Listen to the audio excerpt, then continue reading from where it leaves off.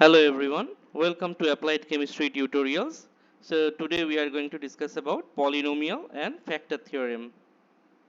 In this video we are going to discuss about determining value of a polynomial, and we are going to apply the algebraic identities we learned in the previous video, followed by factor theorem and zero of a polynomial. And finally, we are going to talk about factorization utilizing factor theorem. So, determining value of a polynomial. We can determine the value of a given polynomial px at a specific value x equals to a. Let us take an example. Find out the value of px equals to 5x cubed minus 3x square plus x plus 43 at x equals to minus 2. So we are writing down the problem statement here. Px equals to 5x cubed minus 3x square plus x plus 43. So at x equals to minus 2, we can have p of minus 2 equals to 5 multiplied by minus 2 whole cube minus 3 multiplied by minus 2 whole square plus minus 2 plus 43. So from here we can have 5 multiplied by minus 2 whole cube will give minus 40.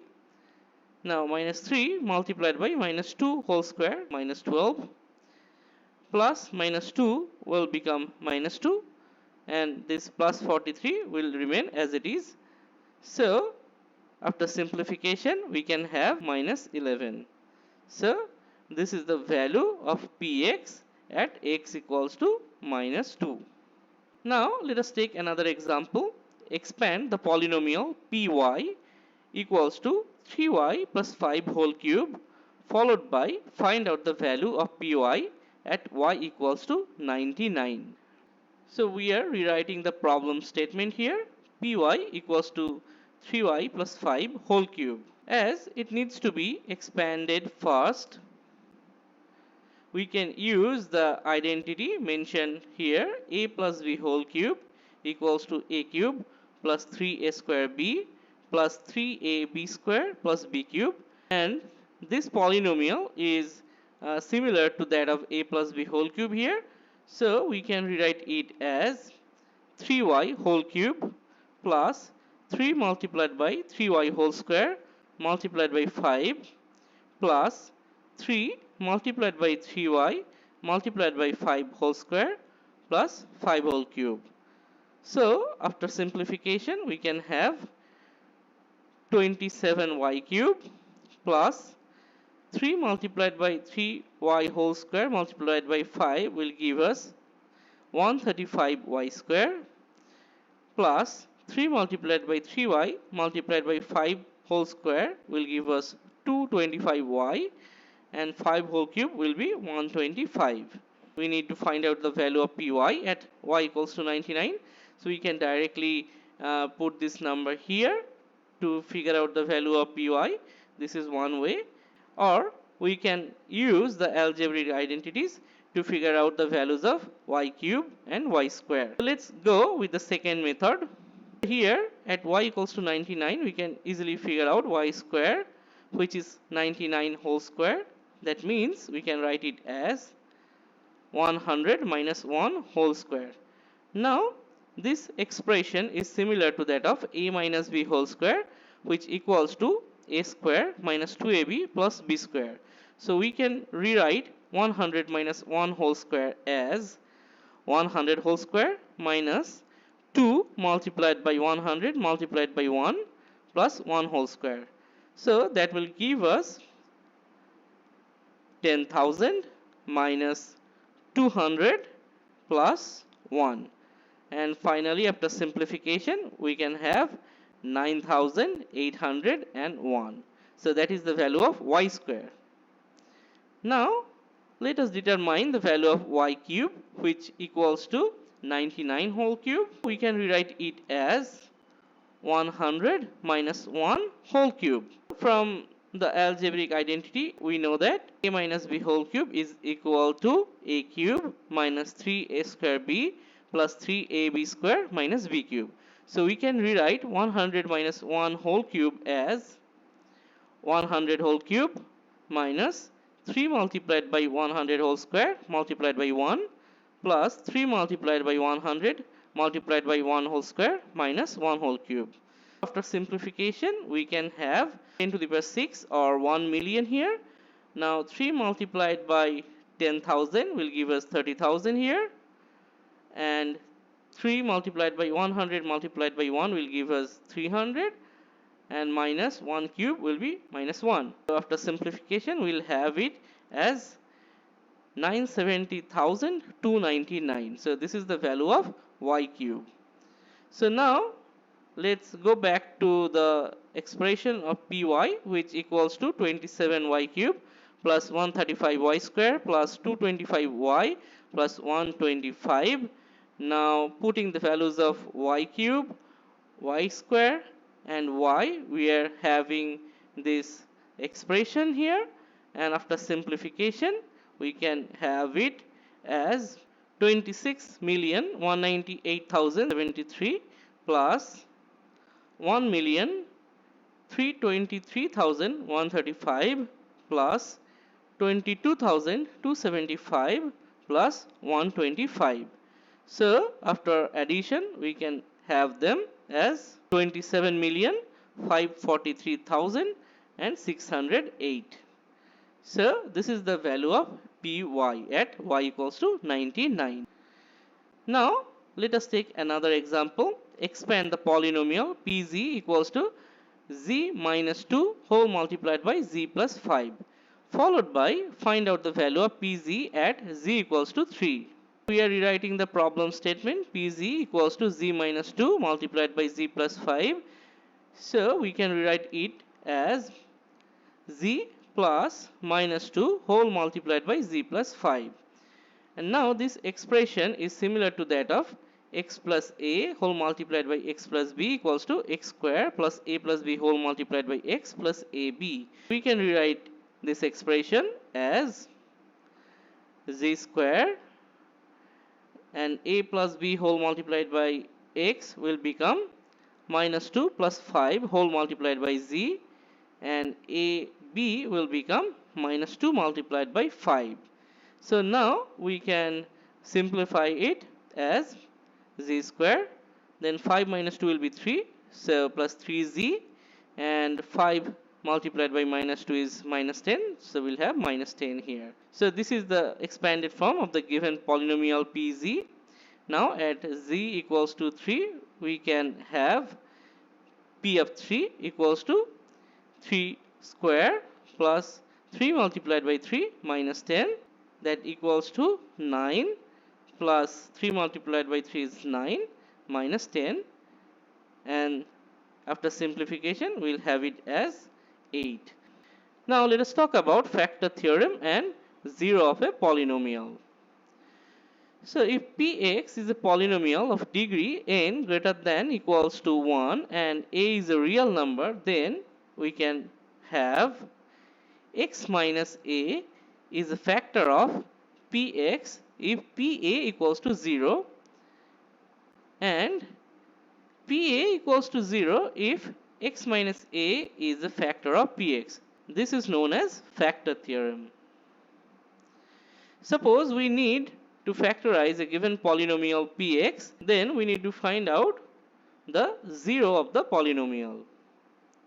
So 0 of the polynomial is the value of x for px equals to 0.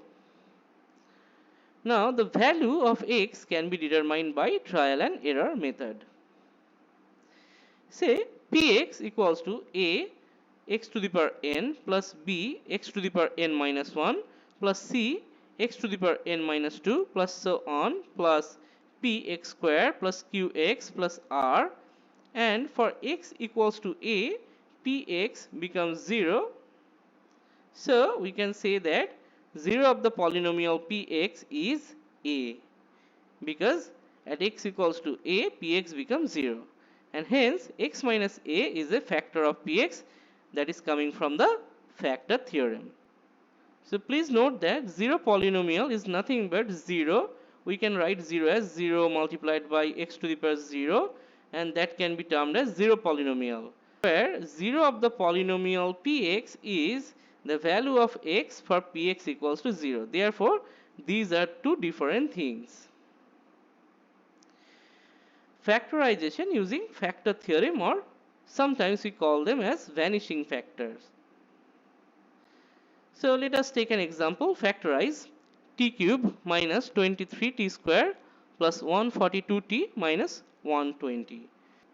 So the first thing we'll notice here, the constant term, which is minus 120, or the coefficient associated with t to the power 0. So let us factorize 120. After dividing 120 with 2, we can have 60. Then further division with 2, we can have 30. Following on, if we divide 30 with 2, we can have 15. And finally, if we divide 15 with 3, we can have 5. So from this, we can say that the factors of 120 or minus 120 are, of course, plus minus 1 is the first thing that comes to our mind, followed by plus minus 2, which we can clearly see from here. Then plus minus 3, we can see it from here, and so on. Now we need to find out the 0 of the given polynomial to factorize it.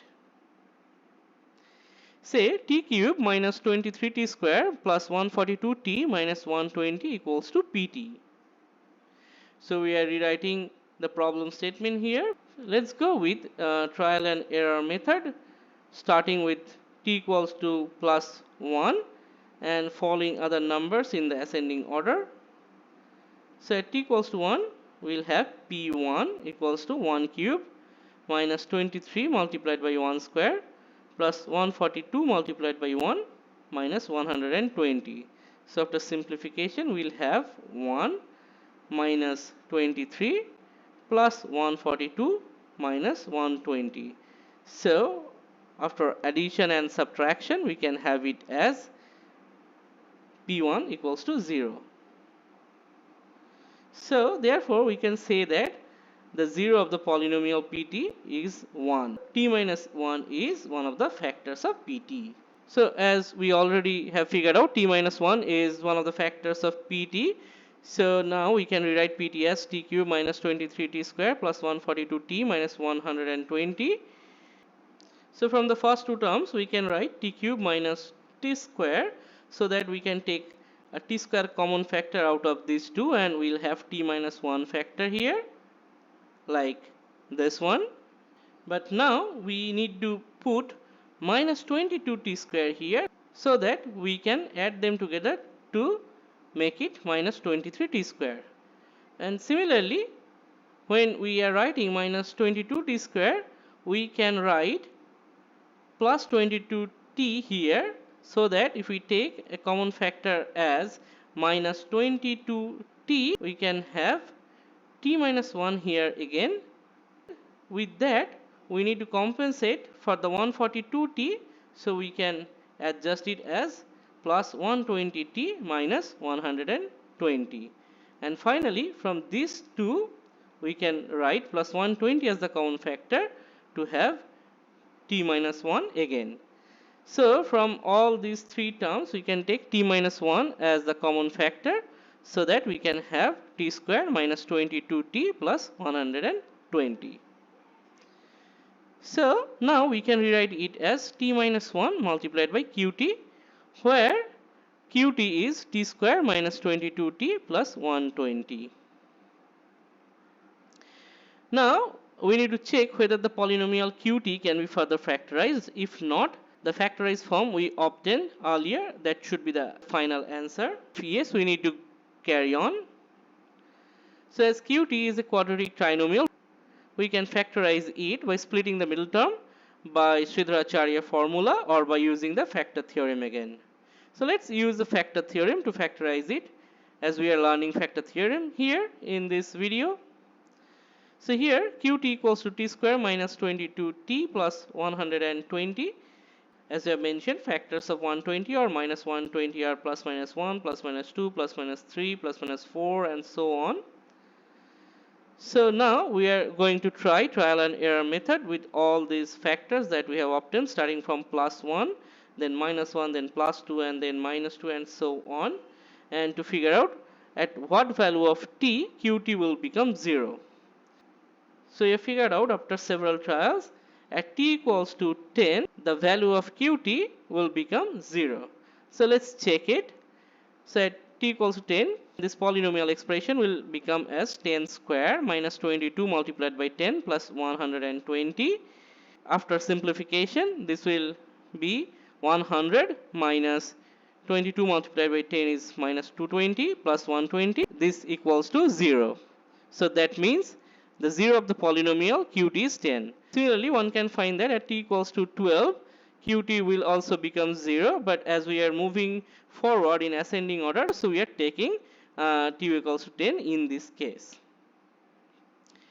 Hence, we can say that t minus 10 is one of the factors of qt. So as we already said that t minus 10 is one of the factors of qt, so we are rewriting qt as t square minus 22t plus 120. From the first two term, we are writing t square minus 10t, so that we can take t as the common factor out of these two, and we can have t minus 10. And similarly, to adjust this with minus 22t, we can write minus 12t here, so that if we add them together, we will have minus 22t. And we already have plus 120 here. So from these two terms, if we take minus 12 as the common factor, we can have minus 12 multiplied by t minus 10. So from these two terms, if we take t minus 10 as the common factor, we can have t minus 10 multiplied by t minus 12. We can clearly say that at t equals to 12 also, qt will become 0, as we have mentioned earlier.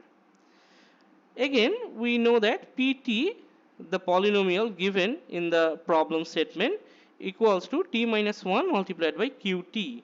So that means pt equals to t minus 1 whole multiplied by t minus 10 whole multiplied by t minus 12. So this is the fully factorized form of the given polynomial expression pt, and we have solved it using the factor theorem. So that's all for today, and if you like this video, please give us a thumbs up and subscribe to our channel. Thank you.